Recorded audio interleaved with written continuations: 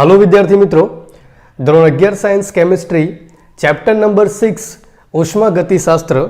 હવે આ ચેપ્ટરમાં આપણે આજે ટોપિક ભણીશું એટલે કે શરૂઆત કરીશું ઉષ્મા રાસાયણિક સમીકરણથી।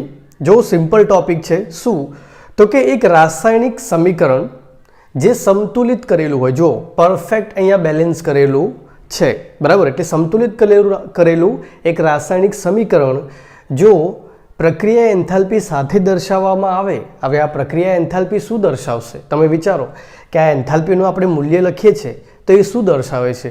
તો કે આ પ્રક્રિયા દરમિયાન થતા ઉષ્માના ફેરફારો એ તો દર્શાવે છે। એટલે જ્યારે કોઈ સંતુલિત રાસાયણિક સમીકરણને તમે એમાં થતા એન્થાલ્પી ફેરફારોની સાથે દર્શાવો ત્યારે આ જે બન્યું એને કહેવામાં આવે છે ઉષ્મા રાસાયણિક સમીકરણ। સિમ્પલ ટોપિક છે, આ જ વસ્તુ સમજવાનું છે। હવે જ્યારે આ રીતે તમને ઉષ્મા રાસાયણિક સમીકરણો આપેલા હોય તો એમના વિશે ત્રણ બાબતો છે જેને આપણે એક એક કરીને સમજીએ। પહેલા નંબરની બાબત શું છે કે જ્યારે તમને આવું સમીકરણ આપ્યું હોય તો એમાં જો સંતુલિત ઉષ્મા રાસાયણિક સમીકરણમાં ગુણાંકો પ્રક્રિયામાં સંકળાયેલા પ્રક્રિયકો અને નિપજોના મોલની સંખ્યા સૂચવે છે। તમે કહેશો કે સર આનો મતલબ શું થાય? તો જો આ રહ્યું એક સંતુલિત ઉષ્મા રાસાયણિક સમીકરણ એની અંદર આ જે ગુણાંકો છે 3, આ 2, અહીંયા 1, આ બધા જે ગુણાંકો જે છે તે અણુઓની સંખ્યા નહીં, શેની સંખ્યા સૂચવે છે? મોલની સંખ્યા, એમના મોલ સૂચવે છે। સમજાવો, 1 mall ethanol 3 mall oxygen gas સાથે દહન પ્રક્રિયા દ્વારા 2 મોલ કાર્બન ડાયોક્સાઇડ અને 2 મોલ પાણી જે છે એ શું કરે છે? નિપજ તરીકે આપે છે। આપણે એ રીતે સમજવાનું છે, આપણે અણુઓની સંખ્યા પ્રમાણે નથી સમજવાનું। એટલે તમે એમ ના કહી શકો કે 1 અણુ ઇથેનોલનો 3 અણુ ઓક્સિજન સાથે, એવું ના કહી શકો।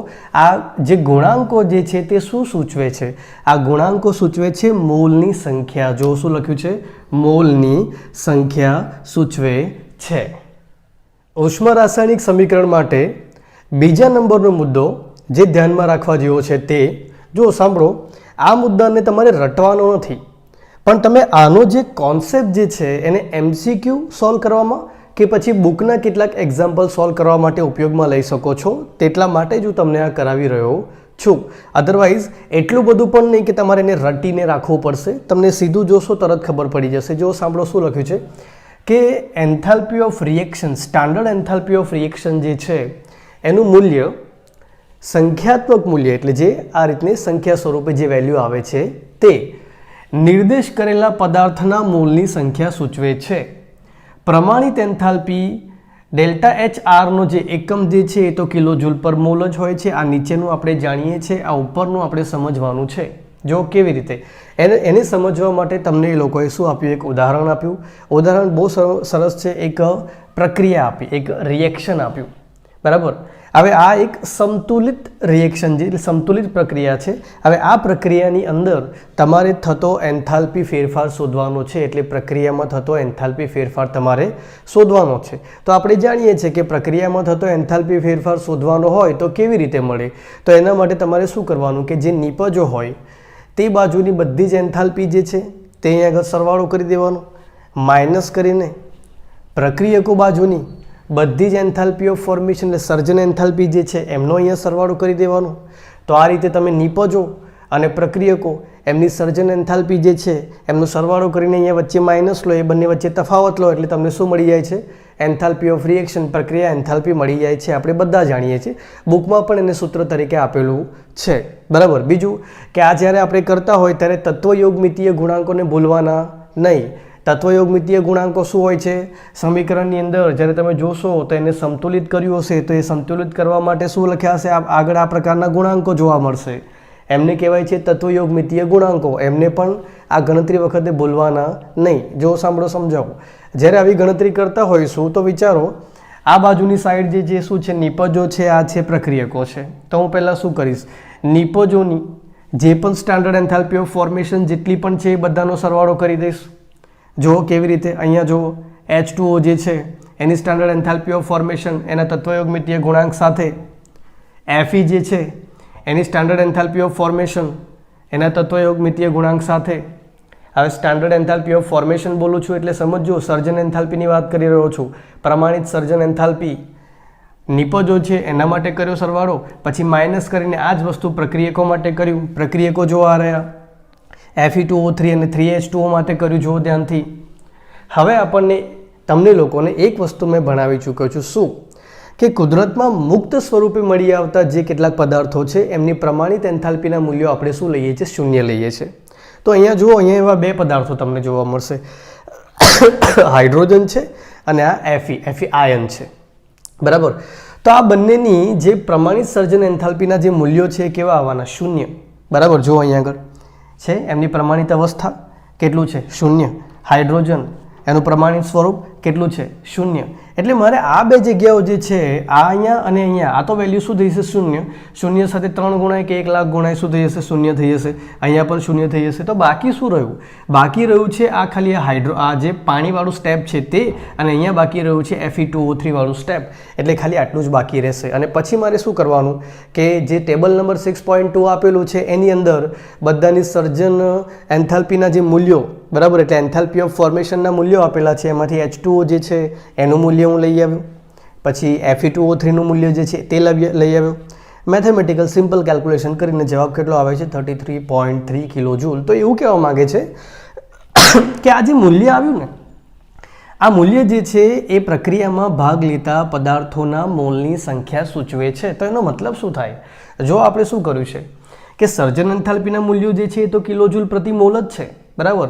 પણ તત્વયોગમિતીય ગુણાંકને અહીંયા ગુણી કાઢવાથી આપણે શું કર્યું કે ભાઈ 1 મોલ માટે આટલું તો 3 મોલ માટે કેટલું, એટલે આપણે આવી રીતે મોલ દીઠ જેટલા પણ મોલ આપ્યા છે એ મોલ દીઠ આપણે અહીંયા આગળ શું કર્યું છે? ઉષ્માનો ગણી કાઢી છે. એટલે એવું કહે છે કે આનું જે સંખ્યાત્મક મૂલ્ય જે છે એ પ્રક્રિયામાં જેટલા પણ મોલ ભાગ લે છે એ બધા ઉપર આધાર રાખે. પ્રક્રિયામાં ભાગ લેતા પદાર્થોના જેટલા પણ મોલ છે એ બધા ઉપર આધાર રાખે છે. કેમ કે જેટલા પણ મોલ અહીંયા હોય છે એ પ્રમાણે આપણે તત્વયોગમિતીય ગુણાંક મૂકીને એની સાથે ગુણી કાઢીએ છીએ અને પછી આપણો ફાઇનલ આન્સર આવે છે. તો એ વસ્તુ આ ઉદાહરણ ઉપરથી આપણને ખબર પડે છે. શું? તો કે જે એન્થાલ્પી ઓફ રિએક્શન આપણને મળ્યું તે પ્રક્રિયાઓની અંદર જે નિર્દેશ કરેલા જે પદાર્થ જે છે એમના મોલની સંખ્યા જે છે એ સૂચવે છે. એટલે આ જે મૂલ્ય આવે છે ને શેના પરથી આવે છે? પદાર્થોના મોલ કેટલા છે એના પ્રમાણે જ આવે છે. જો મોલમાં ફરક હોય, અને પછી હું ઉદાહરણ બતાવું છું. જો મોલ બદલી કાઢીશું એટલે આ જ સમીકરણને આપણે બીજી રીતે સંતુલિત કરીશું, બરાબર, તો એન્થાલ્પી ફેરફારનું મૂલ્ય આટલું નહીં આવે, બીજી વેલ્યુ આવશે. ચલો એ ડાયરેક્ટ જ તમને કહી દઉં છું. આના પછીનું જે ઉદાહરણ છે એમાં તમે જોજો સમીકરણ આ જ છે, પણ એને જે સંતુલિત કર્યું છે એ અલગ રીતે કર્યું છે. 3/2 ને એ રીતે સંતુલિત કર્યું છે. તો જ્યારે એ રીતે સંતુલિત કરે ત્યારે તમે બીજી જે એન્થાલ્પી ફેરફારનું જે મૂલ્ય છે એ જુઓ. આનું કંઈક અડધું આવે છે, 16ની આસપાસ આવે છે, બરાબર. તો એનો મતલબ શું થયો? એનો મતલબ એ થયો કે પ્રક્રિયા દરમિયાન આવતા એન્થાલ્પીના ફેરફારો જે છે તે પ્રક્રિયામાં ભાગ લેતા પદાર્થો જે છે એના મોલ પર આધાર રાખે છે. અને આના ઉપરથી આપણે એ પણ કહી શકીએ કે એન્થાલ્પીનો ફેરફાર જે છે માત્રાત્મક ગુણધર્મો છે, કેમ કે એ પદાર્થના મોલ ઉપર એટલે પદાર્થના જથ્થા ઉપર આધાર રાખે છે. આ રીતે તમારે બંને ઉદાહરણ, એક ઉદાહરણ તો મેં અહીંયા આપ્યું છે, બીજું તમને એક્ઝેક્ટ આની નીચે બુકમાં જ આપેલું છે. બંને ઉદાહરણમાં ગણતરી કરવાની પેટર્ન સેમ છે, પણ બંને ઉપરથી સમજવાનું શું છે? સમજવાનું એ છે કે આ એન્થાલ્પી, પ્રક્રિયા એન્થાલ્પીનું જે મૂલ્ય જે છે એ પ્રક્રિયામાં ભાગ લેતા પદાર્થોના મોલની સંખ્યા પ્રમાણે આવશે, બરાબર. એ કેટલા મોલ ભાગ લે છે એ પ્રમાણે તમને મળશે કોનું મૂલ્ય? પ્રક્રિયા એન્થાલ્પીનું મૂલ્ય મળશે. ચેક કરી જોજો. પહેલા ઉદાહરણમાં જે આવે છે એમાં સમીકરણનું સંતુલન આ રીતે થયેલું છે, એના પછીનું જે ઉદાહરણ છે એમાં સમીકરણનું સંતુલન અલગ રીતે થયેલું છે. તો એના કારણે પ્રક્રિયા એન્થાલ્પીના જે ફેરફારો છે એ પણ કેવા આવે છે? અલગ આવે છે. તો આના ઉપરથી આપણે એમ કહી શકીએ કે એન્થાલ્પી ફેરફાર જે છે તે માત્રાત્મક ગુણધર્મ છે. ઉષ્મા રાસાયણિક સમીકરણમાં ત્રીજો મુદ્દો કે રાસાયણિક પ્રક્રિયાને પ્રતિગામી કરો એટલે ઉલટી કરો ત્યારે જે enthalpy of reaction, standard enthalpy of reaction જે છે એનું મૂલ્ય પ્રમાણિત પ્રક્રિયા એન્થાલ્પીનું મૂલ્ય સંજ્ઞામાં શું બની જાય છે? ઉલટું. જો સમજાવો, આ પહેલી પ્રક્રિયા ધ્યાનમાં લો. શું થયું છે? નાઇટ્રોજન હાઇડ્રોજન બંને એકબીજા સાથે કમ્બાઈન થઈ અને શું બનાવે છે? એમોનિયા બનાવે છે. તો એમોનિયાના બનવાની પ્રક્રિયા જે છે, હવે આ પ્રક્રિયા દરમિયાન આવતો એન્થાલ્પીનો જે ફેરફાર જે છે આપણને આટલો મળે છે. તો આની ઉલટી પ્રક્રિયા વિચારો કે ભાઈ એમોનિયા જે છે એનું વિઘટન થઈ એટલે ડિકમ્પોઝ થઈ કાં તો ડિસોસિએશન થઈ છૂટો પડીને શું બની જાય છે? આ રીતે ફરી પાછું N2 અને H2 જે છે 3H2 જે છે એમાં કન્વર્ટ થઈ જાય છે. તો આ શું થાય? આના કરતાં ઉલટી પ્રક્રિયા, બરાબર. તો આની અંદર આવતા એન્થાલ્પી ફેરફારનું મૂલ્ય જે છે એ વેલ્યુ તો એટલી જ રહેશે, પણ સંજ્ઞા જે છે એ શું થઈ જશે? ઉલટાઈ જશે, બરાબર. એટલે યાદ રાખજો, બરાબર, કે પ્રતિગામી પ્રક્રિયા કરીએ ત્યારે ડેલ્ટા એચનું મૂલ્ય જે છે સંજ્ઞામાં ખાલી શું બની જાય છે? ઉલટું. આપણે જોઈ જ શકીએ છીએ. જો આ પ્રક્રિયા આ ફોરવર્ડ ડાયરેક્શન લઈ લો, જો માઇનસ આવતું હોય તો બેકવર્ડ ડાયરેક્શન જે છે, બેકવર્ડ ડાયરેક્શન એટલે NH3 થી લઈને આ બાજુની ડાયરેક્શનમાં જ્યારે પ્રક્રિયા થાય ત્યારે શું આવવાનું છે? વેલ્યુ પોઝિટિવ, એટલે સંજ્ઞામાં ઉલટું આવવાનું છે. સિમ્પલ ટોપિક છે. ત્યારબાદ આવે છે એક અગત્યનો ટોપિક અને સિમ્પલ પણ છે. એનું નામ છે હેસનો ઉષ્મા સંકલનનો નિયમ. જો સંકલન શું થાય? સરવાળો, ભેગું કરવું, બરાબર. બસ આટલું સમજી જાઓ તો પણ આ નિયમ જે છે ખૂબ સરળતાથી સમજ પડી જશે. હા, બુકની અંદર જે લેંગ્વેજ આપી છે એ લેંગ્વેજમાં થોડું તમે વાંચો, વારે વારે વાંચો તો પણ તમને એવું થાય કે ના સેટિસ્ફાઈ નથી કરી રહ્યું, પૂરેપૂરો અંદાજ નથી આવી રહ્યો. પણ જો તમે ઉદાહરણથી સમજો તો તમને જલ્દી ક્લિયર થશે. જો બુકમાં આ લેંગ્વેજ લખી છે કે જો પ્રક્રિયા જુદા જુદા તબક્કામાં થતી હોય તો તેની પ્રમાણિત પ્રક્રિયા એન્થાલ્પી એટલે સ્ટાન્ડર્ડ એન્થાલ્પી ઓફ રિએક્શન પ્રક્રિયાના મધ્યવર્તી તબક્કાની જેમાં એકંદર પ્રક્રિયા સમાન તાપમાને વિભાજિત કરી શકાતી હોય તેમાં તેમની એન્થાલ્પીનો સરવાળો પ્રમાણિત પ્રક્રિયા એન્થાલ્પી હશે. હવે આ બધું ના સમજવું હોય તો એક સિમ્પલ કહી દઉં તમને, બરાબર, કે માનો કે કોઈ પ્રક્રિયા હોય અને તમે ધ્યાનથી જુઓ ને તો એ પ્રક્રિયાનું ફાઇનલ સ્વરૂપ એટલે એની જે ફાઇનલ જે નિપજ મળતી હોય, અંતમાં જે નિપજ મળતી હોય એ ઘણી બધી મધ્યવર્તી એટલે એની વચ્ચે ઘણી બધી પ્રક્રિયાઓ થતી હોય, એ 1, 2 કે 3 સ્ટેપની અંદર પછી એ પૂરી થતી હોય તો એ જે અલગ અલગ સ્ટેપ થયા એ શું થયા? એની મધ્યવર્તી પ્રક્રિયાઓ. હવે આ મધ્યવર્તી પ્રક્રિયાઓ એટલે વચ્ચે જે પ્રક્રિયાઓ થતી હોય એમાં પણ એન્થાલ્પી ફેરફારો આવતા હોય. તો આ નિયમ ખાલી એટલું કહેવા માગે છે કે કોઈ પ્રક્રિયામાં આવતો કુલ પ્રક્રિયા એન્થાલ્પી ફેરફાર કાં તો કોઈ પ્રક્રિયાની કુલ પ્રમાણિત પ્રક્રિયા એન્થાલ્પી એની અંદર આવનારા અલગ અલગ તબક્કાઓ જે છે એની અંદર આવનારા અલગ અલગ તબક્કાઓ જે છે તેમના એન્થાલ્પી ફેરફારના સરવાળા બરાબર થાય છે. ફરી બોલું છું, કોઈ પ્રક્રિયાનું કુલ પ્રમાણિત પ્રક્રિયા એન્થાલ્પી એ પ્રક્રિયાની અંદર આવનારા અલગ અલગ તબક્કાઓના એન્થાલ્પી ફેરફારના સરવાળા બરાબર થાય છે.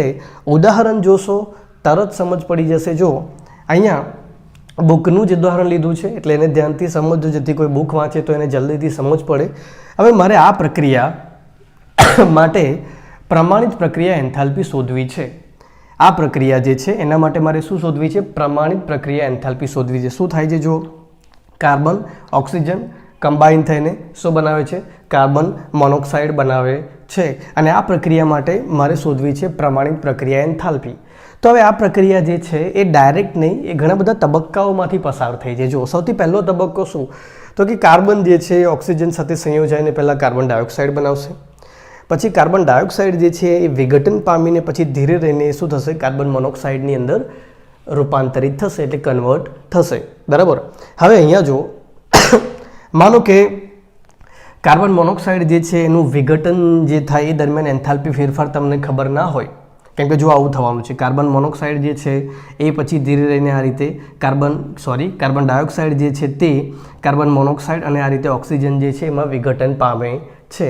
તો હવે આ દરમિયાન તમને એન્થાલ્પીનો ફેરફાર ખબર ના હોય તો શું કરવાનું? તો એના માટે તમારે શું કરવાનું કે એક બીજી પ્રક્રિયા લેવાની, કેમ કે આ પ્રક્રિયા ઉષ્માક્ષેપક પ્રક્રિયા બનશે. કઈ? જો કે કાર્બન મોનોક્સાઇડ ઓક્સિજન સાથે સંયોજાય શું બનાવે? કાર્બન ડાયોક્સાઇડ, બરાબર. હવે આની અંદર શું બનતું હોય છે? કાર્બન ડાયોક્સાઇડનું સંયોજન બનતું હોય છે, જેના કારણે આ પ્રક્રિયા જે છે કેવી બની જશે? ઉષ્માક્ષેપક. હવે આની પ્રતિગામી પ્રક્રિયા લઈ લો એટલે આની ઉલટી પ્રક્રિયા લઈ લો તો તમને આ કાર્બન ડાયોક્સાઇડનું વિઘટન તરીકે મળી જાય અને આમાં જે એન્થાલ્પી ફેરફાર આવ્યો હોય એના જેટલો જ આવવાનો પણ સંજ્ઞા ઉલટાઈ જશે. હમણાં જ આપણે લોકો ભણ્યા, બરાબર. તમે કહેશો કે સર પછી આના પછી આ કેમ કર્યું, કેમ પ્રતિગામી કરવાની જરૂર પડી? તો જો આપણું જે મેઇન ફોકસ છે ને એ અહીંયા રહેવું જોઈએ. મેઇન ફોકસ ક્યાં રહેવું જોઈએ? આપણી મુખ્ય પ્રક્રિયા પર રહેવું જોઈએ. મુખ્ય પ્રક્રિયામાં આપણને શું જોઈએ છે? જમણી બાજુ કાર્બન મોનોક્સાઇડ જોઈએ છે. શું જોઈએ છે? જમણી બાજુ કાર્બન મોનોક્સાઇડ. હવે તમે આ પ્રક્રિયાને ધ્યાનથી જુઓ. આમાં જમણી બાજુ તમને કાર્બન મોનોક્સાઇડ દેખાઈ રહ્યો છે? ના, થોડું ઘણું મેથ્સ છે. આજે કરી રહ્યા છે એમાં મેથ્સનું જ લોજિક છે, બરાબર. તો જો મારે કાર્બન મોનોક્સાઇડ આ બાજુ જોઈતો હોય તો આ પ્રક્રિયાની શું કરી દેવી પડે? પ્રતિગામી કરી દેવી પડે. તે કાર્બન મોનોક્સાઇડ જે છે તે પેલી બાજુ આવી જશે. એટલે મેં આની પ્રતિગામી પ્રક્રિયા લીધી. જો થઈ ગયું હવે કાર્બન મોનોક્સાઇડ. હવે હું આ પહેલી અને ત્રીજી પ્રક્રિયાનો સરવાળો કરું છું. જો આ સરવાળો કર્યો, પહેલી અને ત્રીજી, 1 નંબર અને 3 નંબર સરવાળો કરીશ તો જો કાર્બન ઓક્સિજન CO2 સરવાળો, CO2 CO 1/2 O2 સરવાળો, બંને બાજુથી CO2 કેન્સલ, એક ઓક્સિજન અડધો ઓક્સિજન શું થશે? અહીંયા આગળ જો આ એક ફૂલમાંથી અડધું કેન્સલ થઈ જશે, અહીંયા બાકી રહેશે અડધું. કાર્બન તો એઝ ઇટ ઇઝ જ છે અને આ બાજુ બાકી રહ્યું જો CO. જો આ પ્રક્રિયા કેવી મળી ગઈ? જે આપણને જોઈતી હતી તેવી પ્રક્રિયા મળી ગઈ, બરાબર. તો એનો મતલબ શું થયો કે આ પ્રક્રિયા જે છે એ આ 2 તબક્કાઓમાંથી પસાર થઈ ત્યારે આપણને ફાઇનલ રિઝલ્ટ મળ્યું. જે નિપજ મળી એ આ 2 તબક્કાઓ પછી મળી, બરાબર. તો આ પ્રક્રિયા દરમિયાન આવતો કુલ એન્થાલ્પી ફેરફાર જે છે એ પણ આ બંને તબક્કાઓની અંદર જે એન્થાલ્પી ફેરફાર થયો એના સરવાળા બરાબર થાય. એટલે પહેલા તબક્કાની અંદર જે એન્થાલ્પી ફેરફાર થયો તે, બીજા તબક્કાની અંદર જે એન્થાલ્પી ફેરફાર થયો તે, જો આ બંનેનો સરવાળો કર્યો તો આ બંનેના સરવાળાથી જ તમને રિઝલ્ટન્ટ જે ફાઇનલ પ્રક્રિયા જે છે એમાં થતો એન્થાલ્પી ફેરફાર મળી જશે. તો આ પ્રક્રિયા માટે આપણે એવું પણ કહી શકીએ કે આખી પ્રક્રિયામાં થતો એન્થાલ્પી ફેરફાર જે છે એ કેવી રીતે મળ્યો? તો કે પહેલો જે તબક્કો હતો એનો એન્થાલ્પી ફેરફાર પ્લસ કરીને બીજો તબક્કો જે હતો તેનો એન્થાલ્પી ફેરફાર કરવાથી મને શું મળી ગયું?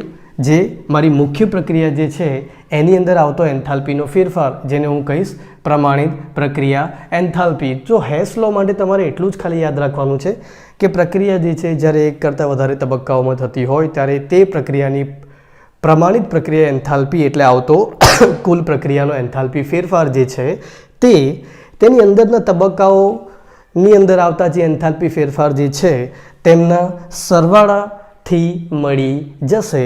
આ જે ઉદાહરણ જે છે કાં તો આ જે હેસનો જે નિયમ જે છે એને તમારે ઘણા બધા MCQ સોલ્વ કરવાની અંદર કામ લાગશે.